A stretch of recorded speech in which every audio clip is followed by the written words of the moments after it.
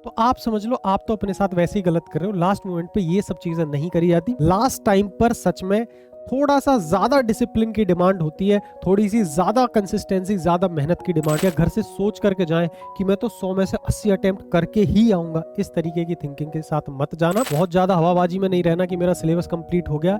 आप विनम्र रहो और लगातार पढ़ते रहो। हम सब लोगों के हिस्से में मेहनत आई है, सबसे पहले तो अपने दिमाग में बिठा लो और पूरी लाइफ टाइम के लिए आई है ये भी बिठा लो, ताकि लास्ट टाइम पे अगर इन्होंने मेहनत करी तो सिलेक्शन हो जाएगा। एक समय था जब ऑनलाइन क्लासेस नहीं थी, यूट्यूब वाले टीचर्स नहीं थे। उस टाइम पे मेरे को एक चीज बहुत अच्छी लगती थी कि क्लास के अंदर जितने बच्चे बैठा हुआ करते थे और जब कोई पेपर आता था, उसका लास्ट टाइम चल रहा होता था, तो टीचर की बहुत बड़ी भूमिका हुआ करती थी। ये नहीं कि वो उन्हें पढ़ाता है, वो उस माहौल के अंदर, उस एटमॉस्फेयर के अंदर उन्हें बांध के रखता है बच्चों को, जो लास्ट टाइम पर होना चाहिए। लास्ट टाइम पर सच में थोड़ा सा ज्यादा डिसिप्लिन की डिमांड होती है, थोड़ी सी ज्यादा कंसिस्टेंसी, ज्यादा मेहनत की डिमांड होती है। लेकिन अगर लास्ट टाइम पे आप भटकते हैं तो आपकी जो पुरानी करी गई मेहनत है काफी हद तक वो भी बेकार जाती है। इसीलिए जो ऑफलाइन क्लासेस हुआ करते थे, जो मैं आज मिस करता हूं, मैं पहले ऑफलाइन पढ़ाता था, तो हम लास्ट टाइम पे बड़े तरीके से बच्चों को रखते थे, उनको प्लानिंग देते थे, उन पे चाहे पिटाई लगाने का प्रेशर बनाते थे, बट लास्ट टाइम पे उन बच्चों को हम बड़े तरीके से सारी चीजों को सिस्टमैटिकली करवाते थे, ताकि लास्ट टाइम पे अगर इन्होंने मेहनत करी तो सिलेक्शन हो जाएगा। बट आज ऑनलाइन के थ्रू हम अपनी स्ट्रेटजी लेकर के आते हैं और यूट्यूब पे बहुत सारे लोग आपको स्ट्रेटजी बताते हैं। ये सबसे बड़ी दुर्गति है कि आप बहुत ज्यादा भटकते भी हो। तो सबसे पहले तो मैं यही कहूंगा कि ज्यादा रिसोर्सेज पे ना जाते हुए, आपको अगर मेरी वाइब मैच होती है, मेरे से आपको चीजें समझ में आती हैं, तो आप बहुत कम लोगों के साथ जुड़ो, लेकिन भरोसे के साथ जुड़ो। अब दौर बहुत बदल चुका है। बहुत ज्यादा ऐसी ऐसी चीजें भी यूट्यूब पर आपको मिलती हैं जहां आपका टाइम वेस्ट होता है। मैं बहुत कम समय के अंदर सारी चीजें आपके सामने रखूंगा। ये हमारा अनुभव है, हमने भी एग्जाम्स दिए हैं, गवर्नमेंट जॉब हासिल करी है, कैसे सारी चीजों को लास्ट टाइम पे करना होता है, वो सारी चीजों में आपको बात बताता हूँ, ठीक है। एनटीपीसी यूजी की मैं बात करूं, under graduate level NTPC exam, कुछ तो पहली शिफ्टों में हो गया था मई के अंदर। 7, 8, 9 मई को एक एग्जाम कंडक्ट हो चुका है। इसके बाद 13, 14, 16 और 20 इतनी तारीख को जून में 2026 में, मतलब इस महीने ये एग्जाम होने जा रहा है। बहुत कम दिन आपके पास बचे हुए हैं। उन कम दिनों में कुछ बच्चे बहुत सारी गलतियां भी करेंगे। क्या गलती आपको नहीं करनी है ये मैं आपको बताऊंगा। मॉक टेस्ट को किस तरीके से देना है ये मैं आपको बताऊंगा। सबसे इंपॉर्टेंट चीज जो लास्ट टाइम पे होती है वो होती है रिवीजन। रिवीजन कैसे करना है ये भी मैं बताऊंगा। सारी चीजों को मैं आपको बताता हूँ, ध्यान से आपको सुनना है। सबसे पहली चीज, ये पैटर्न आपको अच्छे से पता ही है, आप पेपर देने जा रहे हो, कि आपको जीके के 40 सवाल मिलेंगे। एक सवाल 1 नंबर का होगा, यानी 40 नंबर का होगा। मैथमेटिक्स के 3 सवाल मिलेंगे, रीजनिंग के 3 सवाल मिलेंगे। टोटल 100 क्वेश्चन होंगे, 100 नंबर का पेपर होगा। 90 मिनट का टाइम मिलेगा। 1/3 की नेगेटिव मार्किंग है। अपने आप में खतरनाक नेगेटिव मार्किंग मानी जाती है 1/3 की नेगेटिव मार्किंग। तुक्के उक्के मत लगाना। बहुत ज्यादा ये कोशिश मत करना कि हम बहुत सारा अटेम्प्ट करके जाएं, या घर से सोच करके जाएं कि मैं तो 100 में से 80 अटेम्प्ट करके ही आऊंगा। इस तरीके की थिंकिंग के साथ मत जाना। जो तुम्हें आता है अपना बेस्ट दे करके आना, ये सोच के जाना। कई बार वहां जाकर के लेवल डिसाइड करता है एग्जाम का कि कितने सवाल करने सही रहेंगे। ये कुछ गलतियां हैं जो मैं आपको बिल्कुल नहीं बोलूंगा, ये गलतियां आप बिल्कुल करोगे ही नहीं किसी हालत में। पहली बात, नई किताब नोट्स शुरू करना। अब तक आपने जो पढ़ा है, अगर आप ये सोचोगे कि लास्ट टाइम पे कुछ नया पढ़ लें, तो वो गलत हो जाएगा। कोई बहुत छोटा सा टॉपिक है और आपको लग रहा है इंपॉर्टेंट है, उसको पढ़ना अलग बात है। पूरा नए सिरे से नई चीजें करने का अगर दिमाग में आ रहा है कि मैं ये पढ़ लेता हूँ, ये पढ़ लेता हूँ, मुझे लग रहा है मेरा ये भी छूट रहा है, मैं इसे भी पढ़ लेता हूँ, इस तरीके की गलतियां मत करना लास्ट टाइम पे, ठीक है। हर क्वेश्चन अटेम्प्ट करने की कोशिश नहीं करनी होती है, नेगेटिव मार्किंग होती है। कई बार बच्चे ये सोचते हैं मैक्सिमम जितना अटेम्प्ट कर लेंगे वो सिलेक्शन के पास जाएंगे। कई बार आप फर्स्ट गो में जितना अटेम्प्ट कर पा रहे होते हो वही अच्छा होता है। उसके बाद दिमाग लगा करके आप ज्यादा अटेम्प्ट करने की कोशिश करते हो, उसकी वजह से नंबर कट और जाते हैं। ओवर कॉन्फिडेंट या पैनिक नहीं होना है। बहुत ज्यादा हवाबाजी में नहीं रहना कि मेरा सिलेबस कंप्लीट हो गया। आप विनम्र रहो और लगातार पढ़ते रहो। बहुत सारे बच्चे लास्ट मोमेंट पे पैनिक भी करते हैं, यार इतना सारा है कैसे पढ़ेंगे, प्रेशर आ जाता है कि कुछ बच्चों का मई में हो गया, उनको ज़्यादा नॉर्मलाइजेशन मिल जाएगा, मुझे कब मिलेगा। किसी चीज़ पर दिमाग नहीं लगाना, दिमाग को शांत रख करके सिर्फ रिवीजन पे फोकस करना लास्ट टाइम पे, ठीक है। लास्ट मोमेंट में कोई भी रैंडम यूट्यूब स्ट्रेटजी, बहुत ज़्यादा अननेसेसरी स्ट्रेटजी भी नहीं देखनी है। आपको ये स्ट्रेटजी अच्छी लगे, बहुत कम समय के अंदर बताऊंगा, इस स्ट्रेटजी पे अपना इंप्लीमेंट करना चीज़ों को और इसी के साथ आगे बढ़ना, ठीक है। या जिसकी अच्छी लगे वहां उसके साथ आगे बढ़ना। रोज दूसरे दिन स्ट्रेटजी चेंज मत करना, रोज दूसरे दिन स्ट्रेटजी देख करके टाइम वेस्ट भी मत करना। इन सभी चीज़ों का आप ध्यान रखोगे, ये गलतियां आप नहीं करोगे। दूसरी सबसे बड़ी बात है आज के टाइम पे सोशल मीडिया ट्रैप। अगर आप इस समय भी शॉर्ट वीडियो कंटेंट में फंसे हुए हैं, सोशल मीडिया के ट्रैप में फंसे हुए हैं, तो आप समझ लो आप तो अपने साथ वैसे ही गलत कर रहे हो। लास्ट मोमेंट पे ये सब चीजें नहीं करी जाती। रियल एस्पिरेंट तो वो होता है जो शुरुआत से भी कभी इन सब चीजों में उलझा हुआ ही नहीं होता। उसका गोल क्लियर होता है कि उसे पढ़ना है और पढ़ाई के अलावा कुछ दूसरा काम करना ही नहीं है। आप अगर अभी भी इस सब में फंसे हुए हैं तो इसके बारे में कुछ नहीं कहूंगा। Telegram, YouTube content overload. आज के टाइम पे दुनिया भर की यूट्यूब पे तुम्हें क्या मिल जाएंगी, पीडीएफ मिल जाएंगी इंपॉर्टेंट, यूट्यूब पे दुनिया भर की वीडियोस मिल जाएंगी। आपको थोड़ा सा समझदार होने की जरूरत है कि कहाँ से चीजें देखनी है और कितनी देखनी है। दिन रात अगर स्क्रीन के सामने बैठे रहोगे तब भी सिलेक्शन नहीं होगा। सिलेक्शन आखिर होता किताबों से ही है, होता रिवीजन से ही है। ये चीज आप ध्यान रखना, ठीक है। हर टीचर अलग है, स्ट्रेटेजी ज्यादा फॉलो मत करना, मैंने आपको बता दिया। स्ट्रेटेजी बार बार बदलने की जरूरत नहीं है, एक दो सोर्सेज से जुड़े रहा करो, वही आपके सिलेक्शन को निर्धारित कर देंगे। अब क्या चीजें करनी है वो बता देता हूँ। ये मैंने गलतियां बता दी, इनसे तो गलती से भी मत करना ऐसा कुछ। कंसिस्टेंसी हमेशा मोटिवेशन से बड़ी चीज होती है। क्या मोटिवेशन बेकार चीज है? नहीं भाई, मोटिवेशन एक अच्छा स्टार्ट देता है, बट टिके रहने के लिए मैदान में आपको कंसिस्टेंसी की या निरंतरता की जरूरत पड़ती है। आप ये सब चीज अच्छे से समझते हो, मोटिवेशन लेने की जरूरत होती नहीं है।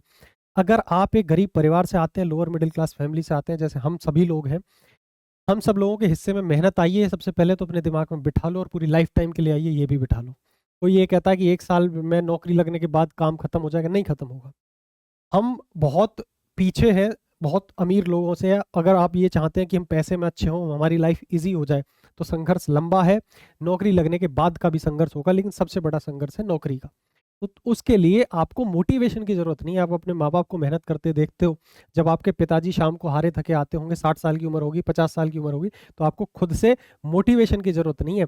आपको मेहनत करनी ही पड़ेगी। आपके दिमाग को पहले समझा लो ये चीज़, और ये सफ़र लंबा चलने वाला है, ठीक है। एक लोअर मिडिल क्लास में पैदा होना तो लंबे सफर से जाकर के ये चीज़ क्रॉस करी जाती है। तो ये सब चीज़ें जब बोलने की मुझे जरूरत है नहीं, आप समझदार हैं। लास्ट डेज में मूड चेंज होता रहेगा, आपको बार बार फील होगा यार ये पढ़ लूं, यार ये पढ़ लूं, ये कर लूं। इस तरीके से चीजें नहीं करनी होती हैं। अपना आपको पता है कि जो मैंने अब तक पढ़ा है मैं वही पढ़ूंगा, चाहे इसमें से सिलेक्शन हो या ना हो, ठीक है। मन के हिसाब से बिल्कुल नहीं चलना है। जिस दिन मन नहीं कर रहा, ये लास्ट टाइम है, मन के हिसाब से नहीं चला जाता। पढ़ना है, इतने बजे बैठना है, पढ़ने उतने बजे बैठना ही बैठना है, इसके अलावा कोई विकल्प नहीं है, ठीक है। समझदार हो, बच्चों की तरह बिहेव नहीं करना होता लास्ट टाइम पे। ये आखिरी दिन है, सिलेक्शन कंफर्म यही करेंगे। आखिरी दिन पे आप लापरवाही बिल्कुल मत करना, ठीक है। दूसरी चीज, रिवीजन का सही मेथड। कई बार आपको मैंने बहुत बार बोला है कि जब भी आपको रिवीजन करना है तो सिर्फ जो आपने नोट्स बना रखे हैं उन्हें पलटते रहना रिवीजन नहीं होता, ये पैसिव रिवीजन है। आपको हमेशा एक्टिव रिवीजन करना होता है। एक्टिव रिवीजन और पैसिव रिवीजन को समझते हैं। आपने नोट्स उठाए और पढ़ना शुरू कर दिया, ये एक पैसिव वे है रिवीजन करने का। यहाँ आप ज्यादा चीजों को ग्रैप नहीं कर पाओगे। लेकिन एक्टिव रिवीजन कहता है, एक्टिव रिवीजन में हेल्प होती है जब आप क्वेश्चन सॉल्व करते हो। जब आप बहुत सारे क्वेश्चन सॉल्व करोगे तो सॉल्व तभी कर पाओगे जब आपने पढ़ रखा होगा, चाहे वो जीके हो चाहे कोई भी चीज हो। जहां आप अटक रहे होगे उस टॉपिक को समझना है कि मैं इस टॉपिक में अटक रहा हूं, तब वो टॉपिक रिवाइज करना है। तब अब जब आप पता चलेगा कि मैं यहाँ अटका था, तब वो टॉपिक आप रिवाइज करोगे, तब आपके दिमाग में वो चीज़ लंबे समय तक बैठेगी। इसलिए मैंने बहुत बार बोला है कि आप हमेशा मॉक टेस्ट की हेल्प जरूर लो। रिवीजन करते हैं लोग, मॉक टेस्ट देते हैं कि हम कितने नंबर आ रहे हैं, बट मैं ये कहता हूँ मॉक टेस्ट इसलिए होता है कि कितने नंबर आ रहे हैं तो आप चेक कर सकते हो, लेकिन क्या क्या रिवाइज करने की जरूरत है, अभी क्या क्या पढ़ने की जरूरत है, ये समझने के लिए। जब भी कभी मॉक टेस्ट दो, अटेम्प्ट को चेक करो, हम कितने अटेम्प्ट कर पा रहे हैं, इतने अटेम्प्ट करना सेफ है या नहीं है, ठीक है। पता चले आप 40 अटेम्प्ट कर रहे हैं, 50 अटेम्प्ट कर रहे हैं, तो ऑब्वियसली सिलेक्शन नहीं होगा। तो सबसे पहले अटेम्प्ट को देखो, एक्यूरेसी कितने परसेंट जा रही है, क्या 95%, 90+% अपनी एक्यूरेसी जा रही है नहीं जा रही, इस चीज पे ध्यान दो। वीक एरिया को पहचानो। सबसे बड़ी चीज ये है कौन कौन से एरिया ऐसे हैं जो आपके वीक हैं, जिनमें आपको मैक्सिमम रिवीजन की जरूरत है।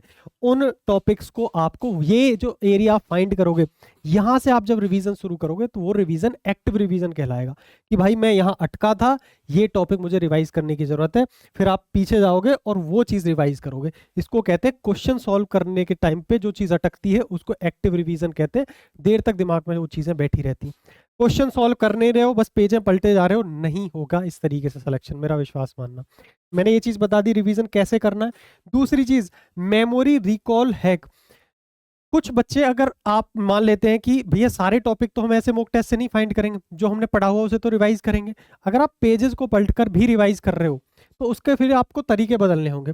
आपने अगर 2 पेज पढ़ लिए, बंद करो, कॉपी साइड में रखो, उसको एक्टिव रिकॉल करो कि मैंने ये चीज पढ़ा, या फिर आप किसी को समझा दो। ये साइंटिफिकली प्रूवन चीजें हैं।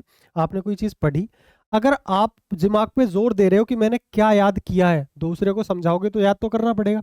वो जो याद करने का प्रोसेस है, वही चीजें आपके दिमाग में जो भी कुछ पढ़ा है वो लंबे समय तक रहेगा उन सब चीजों से। इसलिए अगर कुछ पढ़ा है तो एक्टिव रिकॉल करो, या तो आंखें बंद करके याद करो पूरा सब कुछ। ऐसे समझो आपके सामने कोई बैठा है स्टूडेंट, आपको वो पढ़ाना है, पूरा रिपीट करते रहो और पढ़ा दो। अगर रियल में कोई है भाई बहन तैयारी कर रहा है तो उसे वो पूरा समझा दो, उसको भी रिवाइज हो जाएगा, तुम्हारा भी पक्का हो जाएगा। ये तरीका होता है, पेजेस पलटे, बंद किया और रिकॉल शुरू। ये काम जरूर करना अगर आप पेजेस पलट के रिवाइज करते हो। रिवीजन कैसे करना है इस चीज पर भी बात हो चुकी है, ठीक है भाई। अब आपको समझना है, ऑप्शन एलिमिनेशन एक टेक्निक होती है, क्योंकि हम जो एग्जाम देने जा रहे हैं उस एग्जाम में आपको 4 ऑप्शन मिलेंगे। अगर आप उनमें से, जरूरी नहीं कि जो आता है ए बी सी डी में से जो आता है वही सही है, हाँ वो तो सही है ही, लेकिन करने का तरीका ये भी हो सकता है कि जो 3 गलत है अगर आप उनको पहचान लेते हैं तो बचा हुआ भी तो सही होगा। जैसे मैं मैथ्स पढ़ाता हूँ, मैथ्स में मैं हैशटैग टीएसपी बताता हूँ। ये क्या है, टीएसपी बोले तो दास शिवम पंडित, जो बच्चे पुराने हैं उनको अच्छे से पता है कि हम कई बार बोलते हैं कि यूनिट डिजिट एक मेथड है, लास्ट 2 डिजिट एक मेथड है, ठीक है। मैं मैथ की बात कर रहा हूँ। डिजिटल सम हो गया, ठीक है, डिजिटल आप सम लगा सकते हो, ठीक है। ऑप्शन एलिमिनेशन के लिए हम बहुत सारे मल्टीपल चेक कर लेते हैं, ये किसका मल्टीपल है ऑप्शन। इन सभी, ये वो धुरंधर तरीके वाले हथियार हैं जिनसे हम ऑप्शन को एलिमिनेट कर देते हैं और अपने राइट आंसर तक पहुंच जाते हैं बिना डायरेक्ट आंसर को पहचाने, या हमें आंसर नहीं पता तब भी हम कर सकते हैं। तो ऑप्शन एलिमिनेशन टेक्निक आपको मॉक टेस्ट जब आप दे रहे हो तो कोशिश करना ऑप्शन एलिमिनेशन से भी सवाल करने की आदत डालो। बहुत ज्यादा फायदा मिलता है मैथ्स के क्वेश्चन में मैक्सिमम, ठीक है।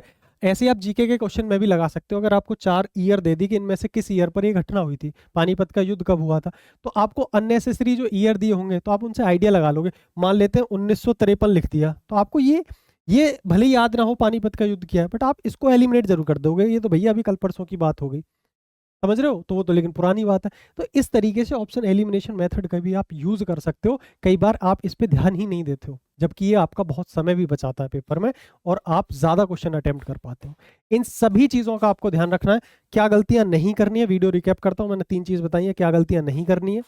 दूसरा, रिवीजन कैसे करना है। तीसरा, मैंने ऑप्शन एलिमिनेशन के बारे में बता दिया। इन सभी चीजों का अगर आप लास्ट टाइम पे ध्यान रखोगे तो 100% आप बेहतर स्कोर करके आओगे एनटीपीसी यूजी के एग्जाम में, ठीक है। इससे अगली वीडियो में आपको मैथमेटिक्स के ऊपर बनाऊंगा कि लास्ट टाइम पे आप मैथ्स में कैसे अच्छा स्कोर कर सकते हो, और इंपॉर्टेंट चैप्टर्स, वो चैप्टर जो आपको किसी हालत में छोड़ने ही नहीं है, और उन चैप्टर्स को मैक्सिमम मैं कोशिश करूंगा कि एग्जाम से पहले मैराथन्स के थ्रू वो कवर करा दूं। बाकी धुरंधर सीरीज को फॉलो करने के लिए मैंने बोला हुआ है आपको, जिन बच्चों का रेलवे एनटीपीसी का एग्जाम है उनके लिए मैंने पहले ही बोला हुआ है कि ये सीरीज चल रही है अपनी धुरंधर सीरीज, इसमें मैंने जितना पढ़ा चुका हूँ इसको जरूर रिवाइज करते रहो, पढ़ते रहो, साथ में इस सीरीज को लगातार फॉलो करते रहना। साथ में डेली डोज वाले, इसमें छोटे छोटे शॉर्ट वीडियोस होते हैं, 15 मिनट की वीडियो में 1 कॉन्सेप्ट 2 कॉन्सेप्ट बता देता हूँ मैं, यहाँ से सीधा क्वेश्चन फंस जाएगा और आप करके आ जाओगे और आपको इंटरेस्ट भी आएगा। बहुत छोटी छोटी सी शॉर्ट वीडियोज हैं 10-15 मिनट की, इन दोनों प्लेलिस्ट को लगातार फॉलो करते रहना, ठीक है। दूसरी चीज, स्केल अप एप्लीकेशन डाउनलोड कर लो। जिनको अच्छा लगता है हमारी मैथ्स पढ़ाया हुई कि हाँ भैया भैया की मैथ्स समझ में आती है, तो यहाँ पर मेरे कोर्सेज मिलते हैं, मैं यहीं पे पढ़ाता हूँ। करंट अफेयर रिवाइज करने के लिए भी यहाँ पे आपको पीडीएफ डेली मिलती है फ्री ऑफ कॉस्ट। टेलीग्राम जरूर ज्वाइन करके रख लेना। कोई भी अपडेट आता है, कोई भी चीज़ें आपकी लिए इंपॉर्टेंट होती है, आपके फायदे के लिए होती है, सबसे पहले मैं यहाँ पे अपडेट करा देता हूँ, ठीक है। तब तक के लिए मस्त रहो, मुस्कुराते रहो, मिलते हैं नेक्स्ट वीडियो में।